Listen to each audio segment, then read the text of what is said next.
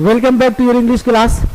आज हम लोग रेनबो पार्ट 2 का पोएट्री सेक्शन से दूसरा poetry number 2 song of my self को देखेंगे। ये दूसरा पोएट्री है सॉन्ग ऑफ माई सेल्फ।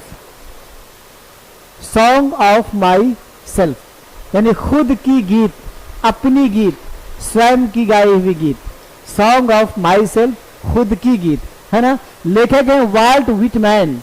ये वाल्ट व्हिटमैन जो है बड़ा ही हम लोग क्या मूडी टाइप के लेखक है ना। इनका मिजाज बिल्कुल अलग है, औरों से बिल्कुल अलग है, और ये बस अपने ही धुन में रहते हैं और अपने ही धुन में कविताओं को रच देते हैं, है ना।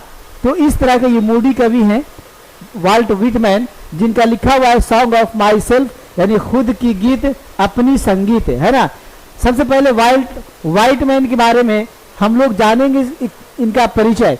इनका जन्म 1819 यानी 1819 ईस्वी में और इनकी मृत्यु 1892 यानी 1892 ईस्वी में, ठीक है। द पीपल्स पोएट, इनको जन कवि भी कहा जाता है।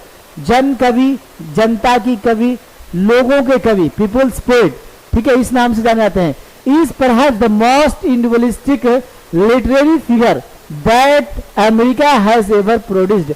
अमेरिका के अंदर जितने भी कवि हुए उन कवियों में ये एक ऐसा कवि थे जो मोस्टली, बहुत अधिकतर जो थे वो व्यक्तिगत रूप से यानी स्वयं के बारे में, स्वयं से जुड़ी हुई चीजों को लिखा करते थे। ये एक ऐसे साहित्यिक फिगर थे, ठीक है। कौन? यानी volt Whitman.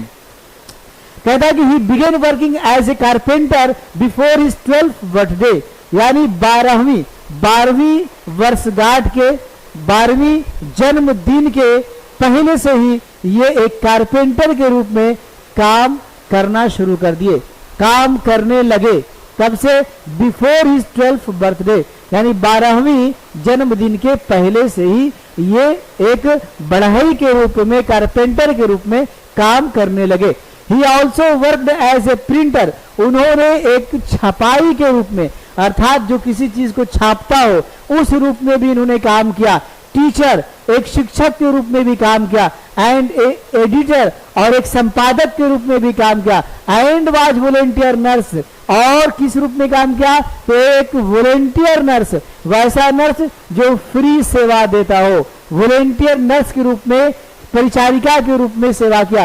During the civil वार, जिस समय अमेरिका के अंदर गृह युद्ध हो रहा था उस समय यानी वाल्ट व्हिटमैन जो थे उन्होंने फ्री ऑफ कॉस्ट जो है वो नर्सिंग यानी लोगों की सेवा किया, ठीक है। चलिए, व्हिटमैन्स पोएट्री, इनकी जो कविताएं हैं, all of which is collected in leaves of grass, इनकी सभी कविताओं को संग्रह कर दिया गया, जमा कर दिया गया, किसमें? लीव्स ऑफ ग्रास में। यानी लीव्स ऑफ ग्रास नाम की जो पुस्तक मिलेगी वो पुस्तक क्या है?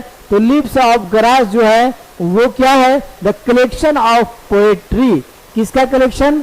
यानी कि वाल्ट व्हिटमैन की जो कविताएं हैं उन कविताओं को एक जगह संग्रह करके इसमें लिखा गया, इस किताब के अंदर रखा गया, जिसका नाम है leaves of grass. Is known for its free rhyming and lack of rhyme. इनकी कविताओं के अंदर राइदिम नहीं, रिदम नहीं होता था। ये रिदम क्या है? तो जो लाइन मिलता है, ठीक है, ऊपर और नीचे की अंतिम पंक्तियों के अंतिम जो वर्ड मिलते हैं एक दूसरे के साथ, उसको हम लोग रिदम बोलते हैं। तो इनकी कविताओं में रिदम की कमी होती थी। और क्या होता था? Lack of rhyme. और रिदम की कमी का मतलब ये कि जैसे हम बोले कि ट्विंकल ट्विंकल लिटिल स्टार, तो यहाँ पे जो स्टार है उसी तरह से मिलता जुलता शब्द जो है नीचे भी पंक्ति में आनी चाहिए, ठीक है। तो इसको हम लोग क्या कहते हैं? इसको कहते हैं राइमिंग, है ना, रिदम कहते हैं, ठीक है। तो इन चीजों की कमी इनकी कविताओं में मिलती थी। किनकी कविताओं में? वाल्ट व्हिटमैन की कविताओं में। अभी कहता है कि Whitman first published it at his on expense इन 1855। 1855 ईस्वी में वाल्ट व्हिटमैन ने अपनी पहली कविता को अपने खर्च से, क्योंकि इनकी कविताएं जो है कविता को छापने के लिए, पब्लिश करने के लिए, प्रकाशन करने के लिए कोई तैयार नहीं थे, तो इन्होंने अपने पैसा से पहली कविता 1855 ईस्वी में छपवाए इन्होंने। However, the free form of the poems and the joyful dedication to the importance of individual were not well received at first. लेकिन इसके बावजूद इन्होंने 1855 ईस्वी में अपने पैसा से कविताओं को छपाया। इसके बावजूद कहते हैं कि ये जो इनकी जो कविताएं थी, बड़ा ही डेडिकेशन था उसके अंदर, समर्पण था, जॉयफुल, बड़ा ही रोमांचक भी था, आनंददायक भी था। इसके बावजूद इसके अंदर क्या था, इंपॉर्टेंस ऑफ इंडिविजुअल था, यानी व्यक्तित्व की क्या था, महत्व था। ठीक है, उसके बाद भी क्या हुआ, were not well received at first, पहली बार इनकी इस कविताओं को किसी भी तरह का कोई रिस्पॉन्स नहीं मिला। अपने पैसा से इन्होंने छपवाया भी, इसके बावजूद भी इनकी कविताओं को लोगों ने सराहा नहीं, लोगों ने अपनाया नहीं। ठीक है, चलिए, जबकि इनकी कविताओं में डेडिकेशन भी था, जॉयफुल भी था, इंपॉर्टेंस ऑफ इंडिविजुअल भी था, इसके बावजूद भी नहीं मिली इनकी कविताओं का कोई मान सम्मान।